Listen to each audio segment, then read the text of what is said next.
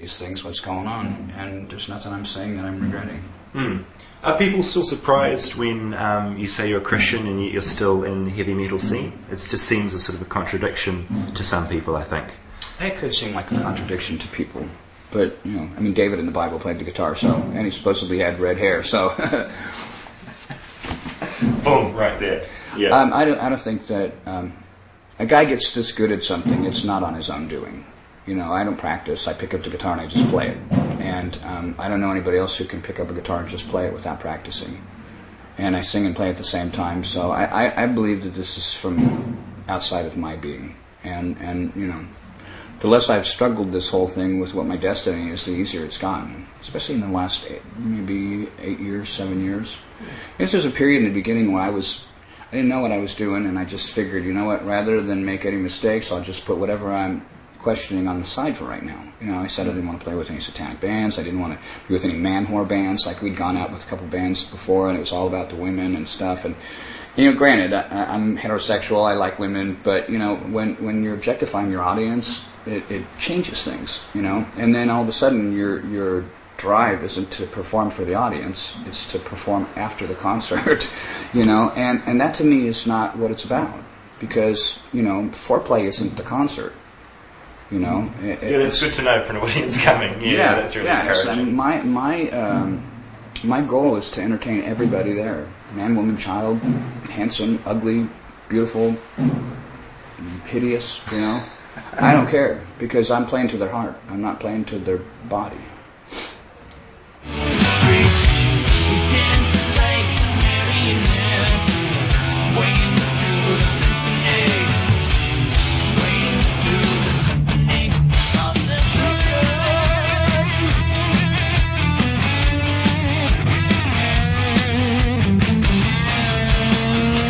People are stoked they're here, sold out show.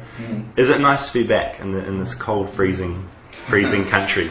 It wasn't cold and freezing last time I was here. It was just raining, as usual. But I think we knew what we were heading into. You know, we looked ahead on the internet to see what the weather was like, and you know, inside the venue it's not raining, so I don't care. Yeah. You know, as long as, I mean, just being mindful of what the fans have to go to and through to get here.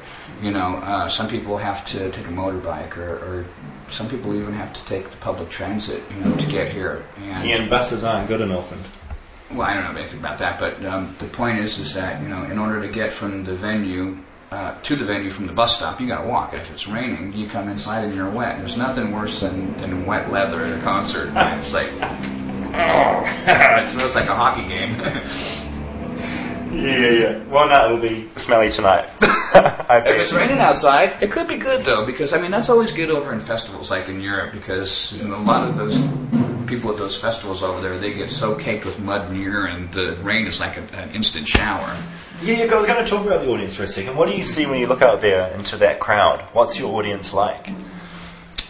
Well, there's a lot of different types of people that come to see Megadeth. In the beginning, it was all really young people, because we were thinking man's heavy metal band, and we were just testosterone driven, and we developed a following, and the following stayed with us. So we have people who are been with us from the beginning, and they're generational, so they're introducing their kids to Megadeth music. There's young people that are listening to us now that they have a lot of bands that they like, who their influences are me or Megadeth, or, you know, that genre of music that was going on, and that's cool too, you know, to be able to see some of these guys and watch them play and think that you may or may not have had a hand in helping them. Yeah, it's pretty neat. Yeah. I mean, what I like about Megadeth as well is how it's referenced so much in pop culture as well. Whether it's popping up, whether it's you appearing in something like the Drew Carey show, or it's referenced. We had a New Zealand movie, Eagle vs. Shark, and one of the main characters in there, in every different scene, he's wearing a different Megadeth t-shirt. Really? And I think that's pretty cool. Like, is that odd for you to hear that sort of stuff? Well, yeah, because people don't do it very much in America. They're afraid of having a T-shirt that says Megadeth on it. They think they're going to shrivel up and go to hell. You know, it's sad, because I changed the spelling specifically so that it wouldn't be so obvious. You know, and the phonetic spelling of Megadeth is how I spell it phonetically. And as far as the meaning of it, it wasn't that I wanted a million dead people. It was as a measurement of nuclear armament, how much the bomb was, how powerful it was. So, and it was the way I even had heard of the word Megadeth was from a handbill from Senator Alan Cranston on the way home from New York when I left Metallica. I had saw this thing on the ground, and I'm thinking, well, I need something to write on, so I picked it up, and I mean, the first song that I wrote on my way back from New York was written on the back of a cupcake wrapper, if you can believe that. That's the song "Set the World Afire," which is the song we're starting our show with tonight. So that's the cupcake song.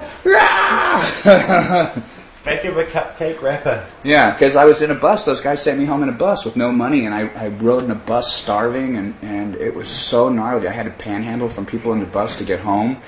And people ask, why were you so driven in the beginning? Well, that'll do it.